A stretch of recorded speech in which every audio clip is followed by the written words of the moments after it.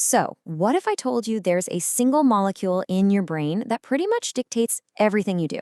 I'm talking about the motivation to get out of bed, your deepest cravings, your ability to stick with long-term goals, all of it. Well, that molecule is dopamine, and today we are going to hack its hidden equation. Now, you've probably heard the term dopamine hit, right? We use it for everything from checking social media to eating a piece of chocolate. But here's the thing. That's not really how it works. Dopamine hits aren't really a thing. The way dopamine actually works is so much more interesting, and honestly, understanding it is the key to mastering your own drive. Okay, so here's the most important thing to get straight. Dopamine is not the pleasure you feel when you get something. Nope. It's the engine that drives you to pursue it. It's that feeling of wanting, of being on the right path, that craving for more. It really is the molecule of motivation itself. So, how does this all work?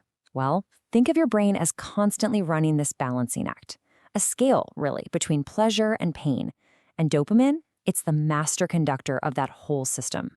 You see, dopamine operates in two main ways. First, you've got your tonic level, which you can just think of as your baseline. This is your default state, right? It determines your general mood and your day-to-day drive. Then you have the phasic releases. These are the sharp peaks you get when you're chasing a reward. And these two things, your baseline and your peaks, are constantly influencing each other. And this is the single most important rule of the dopamine equation. You have to get this.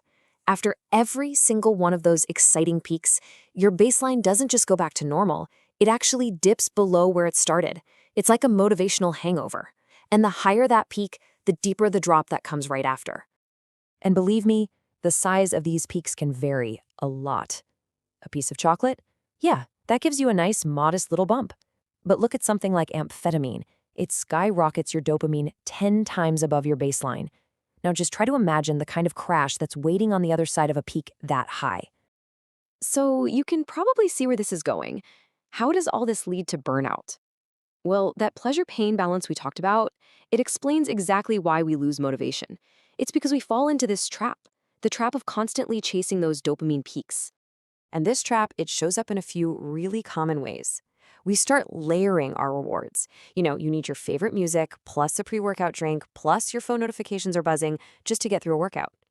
Over time, doing that makes the workout itself feel less rewarding. And soon you need more and more stimulation just to feel normal. This is literally how addiction works. It's just a progressive narrowing of the things that actually bring you joy. This is what I call the work hard, play hard burnout effect. You might think you're living this awesome, balanced life, but your brain just sees a constant barrage of dopamine spikes. From that intense project at work, to a big night out with friends, to buying something exciting online, all those peaks, from all those different sources, they slowly and surely lower your overall baseline level of motivation. Okay, so if chasing peaks is the problem, what's the solution? How do we actually work with our dopamine system instead of against it?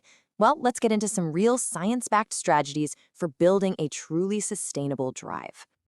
All right, now check out this number, 250%. That's a sustained increase in your dopamine for hours. That's a level that's actually comparable to cocaine.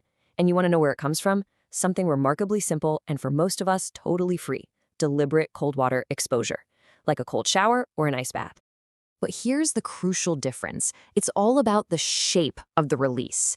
This isn't some sharp artificial spike that's followed by a nasty crash. No, it's a slow, steady increase in your baseline dopamine that can last for up to 3 hours. So it actually builds up your motivation reserves instead of draining them. Now, this right here, this is probably the most powerful psychological tool there is for maintaining long-term drive. It's called intermittent reinforcement. And yeah, it's the exact same principle casinos use to keep people glued to slot machines. The key is unpredictability. So if you want to stay motivated for exercise, sure, sometimes listen to your favorite playlist. But other times, don't. Your brain absolutely loves that uncertainty, and it keeps dopamine levels high without burning out the whole system. And that brings us to our final and maybe the most profound mindset shift for really mastering your dopamine system. And that is learning to find the reward not at the finish line, but in the effort itself. There was this classic Stanford study that illustrates the danger of external rewards perfectly. Researchers took a group of kids who just naturally loved to draw. Then they started giving them a reward for it, like a gold star. And pretty soon, the kids lost interest in drawing just for the fun of it. When the reward was taken away, their natural intrinsic motivation was just gone. So why does this happen? Well, it's because when you attach all the dopamine to the prize at the end, you're basically teaching your brain that the effort is just a painful chore you have to get through. The hard work becomes something to be endured, not valued. You are literally training yourself to dislike the process. So you see, the real secret isn't about finding more rewards to tack on at the end. It's about learning how to release dopamine from the struggle itself.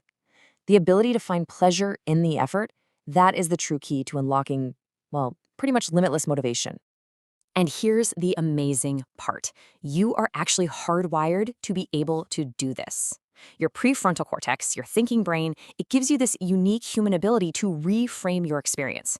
You can consciously tell yourself, hey, this is hard, and that's good. This friction is what's making me better. You can actually learn to attach the feeling of reward to the strain itself. Ultimately, this just shifts the entire equation, doesn't it? The goal is no longer to avoid difficulty just to get a reward. The goal becomes finding meaning, and yeah, even pleasure, in the difficulty itself. So I guess the question this leaves us with is a personal one. What hard thing will you learn to love?